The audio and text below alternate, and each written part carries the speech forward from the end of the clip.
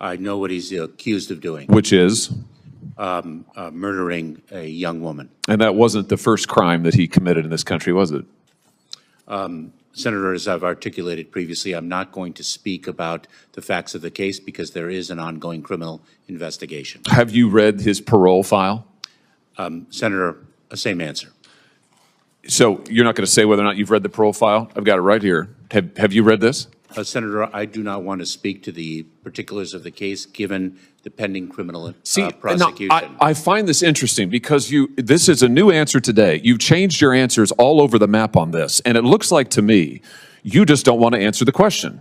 2 days ago, you were asked about this in the House Homeland Security Committee. I've got the transcript right here in front of me. You were asked the same question. Jose Ibarra, why was he paroled? You said, I don't know. You said, I don't know. I don't have the case details with me today. Congressman Bishop says, you don't know? And you said, I don't know.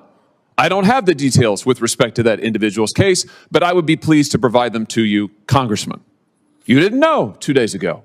Now, interestingly, on April the 10th, 6 days before that, you gave Senator Katie Britt a different answer. She asked you the same question. She said, why was Jose Ibarra paroled into the United States?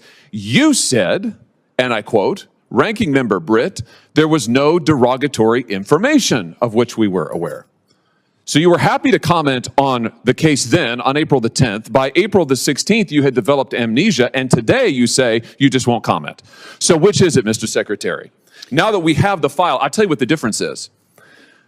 Congressman Bishop didn't have the parole file, and Senator Britt didn't have the parole file, and now we do have the parole file. And now we all know that the reason he was paroled into this country was because lack of detention capacity, which, as you and I both know, is not a valid reason under the statute.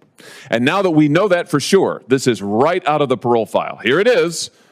Subject was paroled due to detention capacity at the Central Processing Center in El Paso, Texas. Now suddenly you don't want to talk about it. This is extraordinary. It's also a pattern with you. So let me just try one more time. Have you read the parole file? Senator, I'm going to give the same answer, and let me say it. Well, which one? Are you going to give me the answer you gave to Senator Britt? Or are you going to give the answer you gave to Congressman Bishop? Or the answer you gave to Senator Paul? Or do you want to try a fourth one? Senator, I will not speak to the particulars of the case given the pending criminal prosecution. Yeah, well, I'm sure. Well, you certainly, of course you don't want to, because it is an absolutely damning indictment of your policies. Let's just review Jose Ibarra, and how he came to be here. On September the 8th, 2022, he was encountered by United States Border Patrol in El Paso, Texas, and was paroled into the United States due to lack of detention capacity. A provision, a proviso, a rule that is not permitted under the statute. You and I both know you know this. You knew it when you were talking to Congressman Bishop. You knew it when you were testifying to Senator Britt, and you know it today.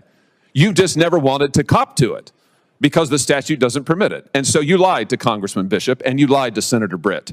And now you are hiding behind the ongoing prosecution excuse because it's the last one left to you, because you testified falsely under oath. Then on July 19th, 2023, Ibarra reports for a biometric appointment and was fingerprinted. This is now in New York. The results come back and indicate he has a criminal history. So he's in this country, he has a criminal history. September 14th, he is arrested in New York by NYPD for what? Injuring a child. September 14th, 2023, he is arrested for injuring a child. What happens? The offense was never prosecuted and the arrest was expunged. I'm reading right out of the parole file. Expunged. Nothing is done to this guy. He had a criminal record to start with. He's in the country on illegal grounds. You have falsely and illegally allowed him in. He commits a crime against a child. He's not prosecuted. It's expunged. In November, get this, in November, Ibarra files an application for employment authorization. And unbelievably, on December the 9th, 2023, it's approved. So this is your policies in action, Mr. Secretary. A criminal is permitted into this country on grounds flatly not permitted, flatly contradictory to the statute. He commits a crime against a child, and then he gets a work permit. He gets a work permit. You want to know why all of the jobs in the last 2 or 3 years have gone to illegal migrants? Working people in this country can't get a job. Their unemployment rate's high. Why? Because of things like this. And then what's he do? Well, we all know. Then in February, he commits the heinous crime against Laken Riley. Is this a record that you are proud of? Senator, you've misstated some facts. I have read from the parole file, which you have said you don't recall, don't have, you miscited. I'm reading from it. It is right here. And I've just, pursuant to the speech and debate clause, I have just read it into the record. And the reason is, you have lied repeatedly to Congress and to the American people about this. They deserve to know. And the only way they're going to know is if I tell them. I've just told them. It's in the record now. I've read it verbatim from the parole file. Verbatim. I just want to know, why did you change your story so often? Why didn't you just answer honestly to Congressman Bishop and Senator Britt? Senator, I am confident that justice will be vindicated in the criminal prosecution of the case. Well, hopefully he'll get more of a trial than you got. Otherwise, there'll be no justice for anyone at all. Let me ask you something else. Travis Wolf, do you know that name?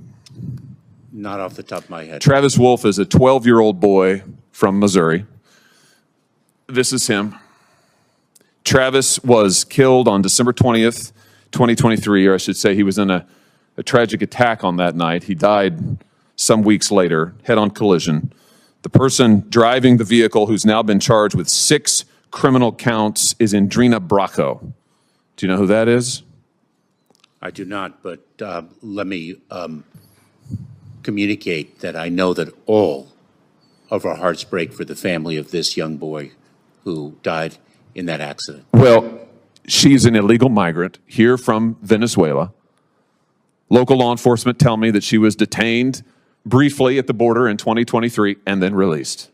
And then she commits this crime. Multiple people have been stabbed in O'Fallon, Missouri by illegal migrants. Mr. Secretary, I know that you think your policies are a success. You've sat right there in that chair and you've told me over and over our policies are working. You're on the record years and years saying that. Maybe they're working for you. Maybe they're working for your political objectives, whatever they may be. I don't know. But they're not working for Laken Riley or Travis Wolf or the people of my state. They are, in fact, a travesty. What you have done is a travesty. And, sir, it is long past time for you to go. Thank you, Mr. Chairman.